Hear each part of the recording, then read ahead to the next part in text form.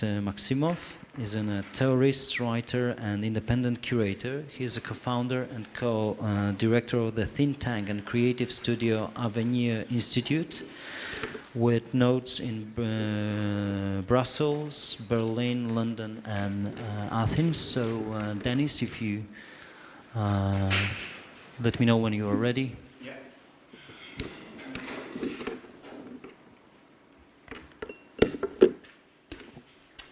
Hello. Is it working, right?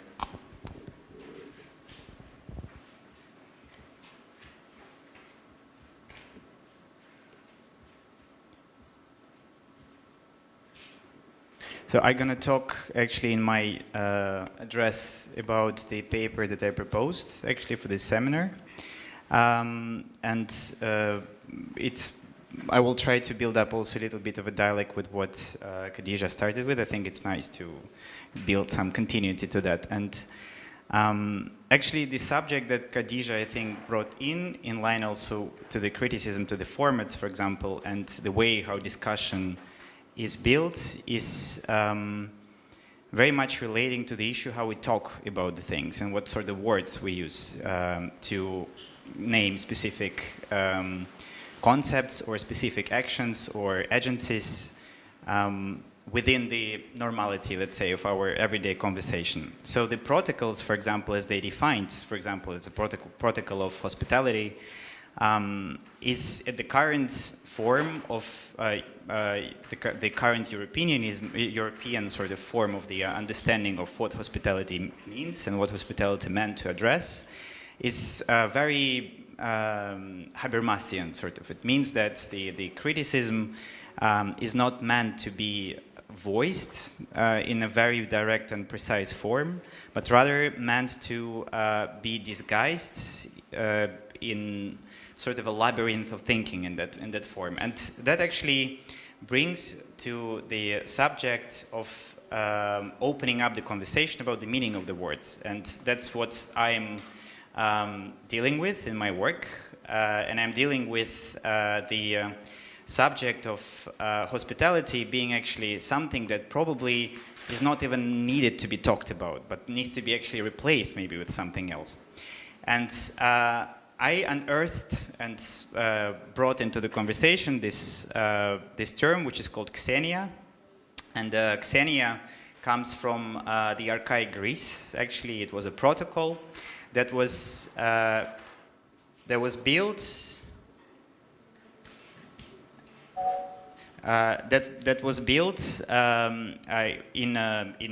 among the Greek policies and among the proto-state forms of the political organization, in order to set up the relations in between of them that were meant to create the space in which they can actually build a conversation. The Xenia, in that sense, as the protocol, was providing the possibility for the agents that participated in conversation in Xenia to see the other not in the guest that arrives to participate in conversation, but see the other in themselves, actually. And to rather see the hospitality as an inverse process, as something that you would not do in order to make someone feel good or someone be taken care of, but rather challenge yourself within by welcoming the other. And that actually ties up very much to the understanding of the guest as someone who is coming from the future, but not coming from the future that is given to you, or some sort of a future that is meant to be set up, a plan for you in some sort of a foreseeable agenda. But actually future that you don't know and you're not able to predict. It's something that confuses the very plan of yourself and the very structure of your understanding of yourself that is meant to be overturned by this point. But en général, j'essaie de distinguer entre le futur et l'avenir. Le futur, c'est ce qui demain, tout à l'heure, le siècle prochain, deviendra. Ce qui est deviendra. Donc il y a le futur des programmes, le futur prévisible, programs, prescriptions, tout ce qui, en quelque sorte, peut être schedule, donc prévu. Et l'avenir, je préfère le mot avenir, to come, parce que ça se réfère à quelqu'un qui vient, à ce qui vient, et qui, venant, arrivant, n'est pas prévisible. Et pour moi, c'est ça, le vrai futur, qui est unpredictable. Et l'autre qui vient sans que je puisse même l'attendre, cette manière, sans que je puisse m'y attendre. Donc s'il y a du vrai futur au-delà du futur, c'est l'avenir en tant qu'il est la venue de l'autre là où je ne peux pas le prévoir.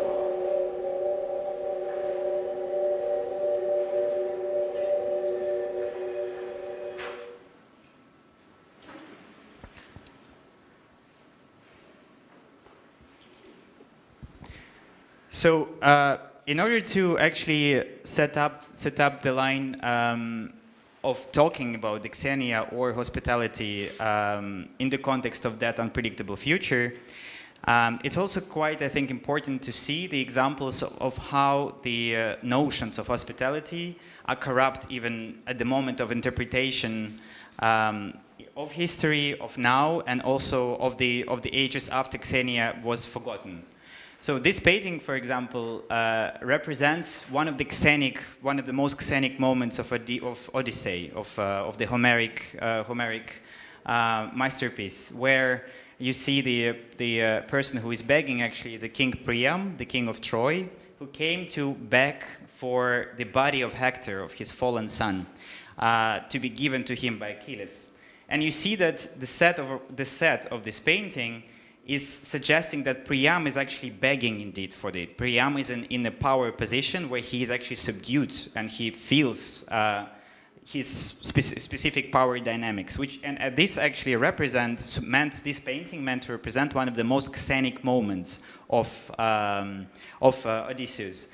And I would say that it's incredibly wrong painting into the sense of what that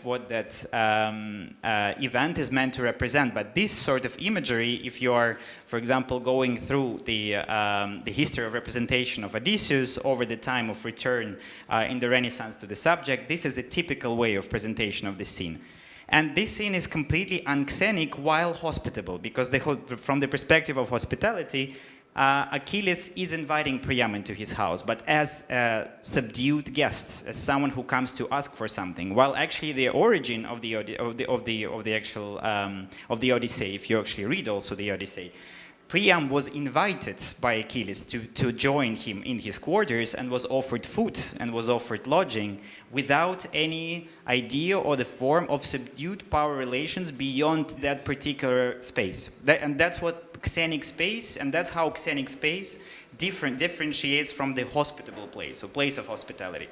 The place of hospitality does not exclude the power relations positions. It does not exclude the programs. It does not exclude the expectations in a way. While Xenic space is meant to be the heterotopic form that actually presupposes that socio-political imaginaries, meaning ideologies, are all artificial. There are no nature to them.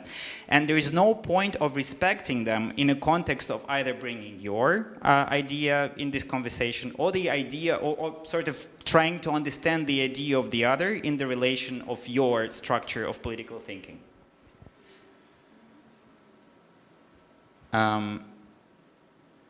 I'll go to the next slide, but it's a video, that's why it's a little bit lagged. Another important point of Xenia is what sounds a little bit oxymoronic, is reciprocal unconditionality. And one of the departing points of the seminar actually was a Derrida's text on hospitality, and the unconditionality as a subject actually arrived in 70s as a subject that was related to unconditional love, to unconditional respect, and a lot of other unconditional notions that were meant to be introduced in the conversation about the building of social. But reciprocal unconditionality sounds a little bit oxymoronic because it presumes both autonomous component to itself and totally selfless component to that. But I think it's incredibly important in the context of Xenia, because this particular painting in here represents Telemachus, who meets Athena, who is the goddess of wisdom, at the very beginning of the Odyssey, the very beginning of the trip of the Odysseus back home. And actually Telemachus, in that particular scene, is protecting Athena, who is disguised as a normal woman, as a beggar almost woman, from the suitors of his mother, from the advances of the suitor of his mother, who wanted to rape her. And the unconditional help that Telemachus offered to Athena at that point, protecting her actually from the suitors without knowing who she is and without seeing any status of her, and without any possibility to understand her importance at that particular moment, convinced Athena, as disguised goddess, to help Odysseus to start his trip back. Because that's actually the very starting point. The Xenia was the very starting, the elaboration of Xenia started the very story, actually, of Odysseus being forgiven because of the gesture of his son.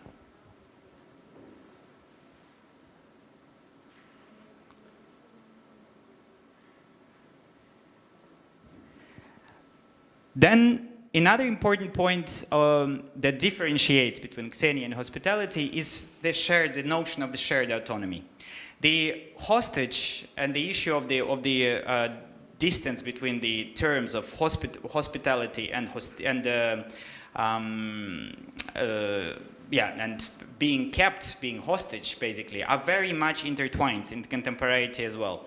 While in the context of Xenia, the autonomy of the feeling and the autonomy of understanding of the other is not taken as something that is meant to be elaborated by any form of the moral or ethics.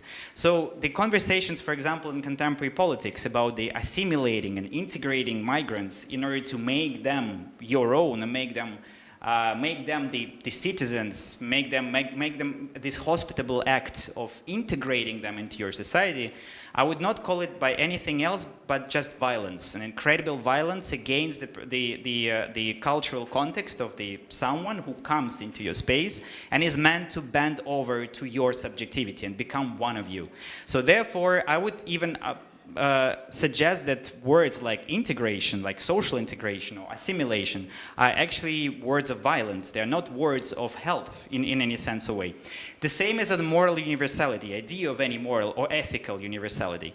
The autonomy and the sharedness of the autonomy in that sense presupposes as well that the moral grounds which are based on which the specific judgments are based in political context are quite dangerous to be highlighted and to be introduced as something that is universal per se, because it's again it's a shared blind spot and a bias within that structure.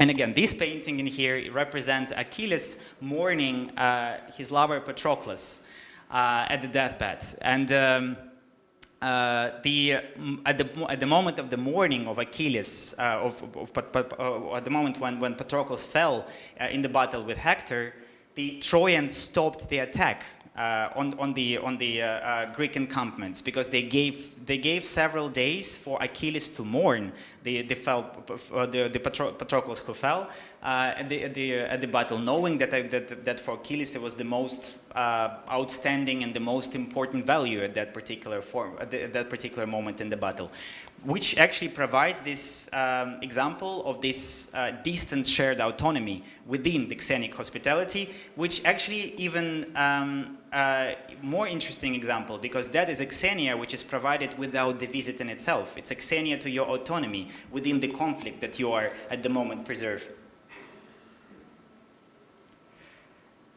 And another important point of Xenic difference with the difference with hospitality is the notion of registration, the notion of register.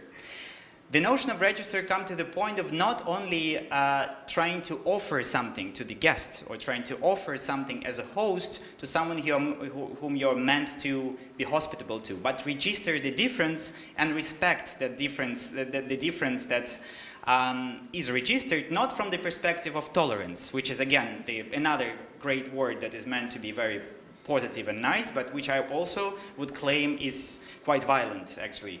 Violent to the sense that tolerance is not meant to be inclusive. It's not meant to provide the equal grounds to the point of the conversation of the subjectivity. When you're tolerating someone in a sense of the language, you are allowing this thing to exist parallel to yourself, but it's not equalized.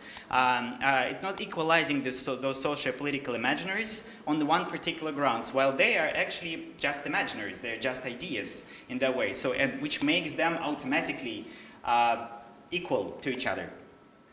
And this image in here is a painting that illustrates actually the great gifts that the Mauryan civilization in Spain, in the medieval Spain, gave to all the Europe for the centuries to come by saving all the Greek manuscripts that were destroyed over the time by the radical Christians, burning them, destroying all the remnants and memories in monasteries that were not biblical, and the texts and the conversations of Aristotle and Plato that were actually transferred to our contemporaneity through the Arabic language, and then were translated back from Arabic to Latin and then turned into the European languages.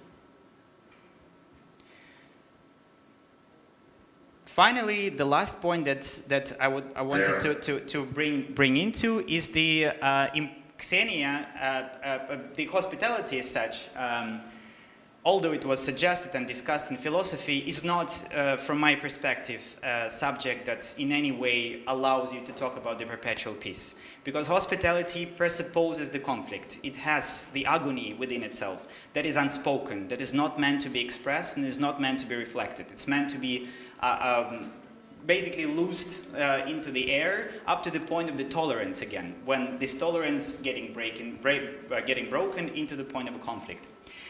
And the perpetual peace as an idea is something that can only can grow from the perspective of a protocol, from having a protocol that is followed beyond any morals, beyond any ethics, beyond any idea of a specific code that is meant to be followed. And the example when it goes wrong is the very beautiful philosophic reflection with which I would finish my talk.